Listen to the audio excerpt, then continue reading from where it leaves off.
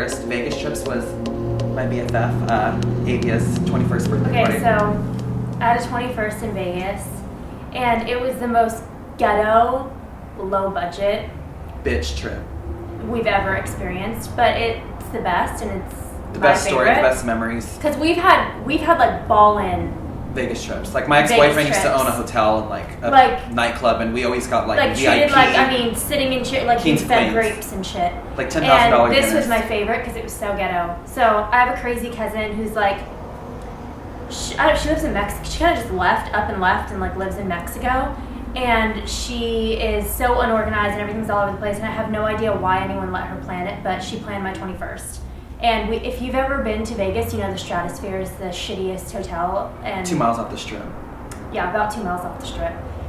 So her cousin, so she has two cousins, they're sisters. One's like a nurse practitioner, she's normal, has a child and a family and a house. And then her other sister's Haley, who up at like 29 moved to Mexico and we never saw her again. But they're just very different, opposite spectrums. Yeah. But Haley, the crazy one, who's the fun one as well, planned the Vegas trip. So she goes, don't worry guys, I got everything taken care of. We didn't really know, because we have at this point in our time had only gone on very glamorous Vegas trips, like really like jets and hotel rooms and penthouses and the right Vegas, not the wrong Vegas. So her cousin goes, don't worry, I got everything taken care of. Well, with flights, hotels, and I think we even got a dinner in there somehow. $30. No, we didn't. We weren't that lucky. Oh, we didn't get dinner. We starved. But we got hotels, air flights, and all that kind of stuff for $30, which we kind of should have known right there. That was like some Groupon shit, but before Groupon even came out, so that wasn't even an excuse. So we go to the Stratosphere, we're kind of like, what is this bunk hillbilly hotel? Like, what is going on here? Like, where is the chandeliers? Like, so anyway, we're staying there a couple nights. The sinks, water didn't work, the toilets didn't flush, and the showers did not drain, so we were kind of fucked. Couldn't really do anything. And when we told the people like that worked there, they kind of went, like the maids with the yeah, that happens. things outside. They're like, oh yeah, that kind of happens, and we're like, oh, so we're just don't shit or piss, or maybe take a taxi cab down to the strip and do that. I'm not really sure, but anyway, on the Vegas trip, we ended up all kind of running out of money because we were kind of foolish the first night. So we had to walk the strip. And we had to walk 2 miles to the strip every time we went down there because we didn't have any money for taxis. But we ended up running in. Her cousin had this genius idea to get free drinks, gambling in the hotel, which at the time sounded great. And then we ended up meeting these really hot Australian guys, like a group of them who were visiting from Australia. And they ended up taking us back to their hotel room because they had a suite at the Stratosphere, which doesn't mean much. We're like, we just it's like a Motel 6 suite if there is such a thing.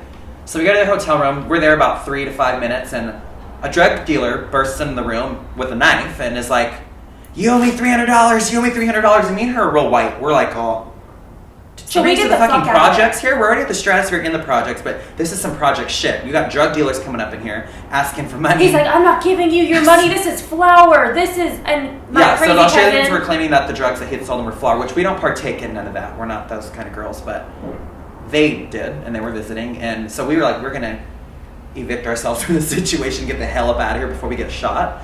So then later on that night, the Australians took care of, I guess, the drug dealer situation, and we are going down the strip, walking, of course, and it's about 5 degrees outside. Maybe it's actually 17 degrees that night, I want to say. We're walking down, and I mean, it's so cold that you we can't run into the text. drug dealer at the bus stop, and then him and the Australians start fighting, like fist fighting. So we somehow break away from them. Then we're walking on by, and I don't know if you've ever walked to the strip from Vegas.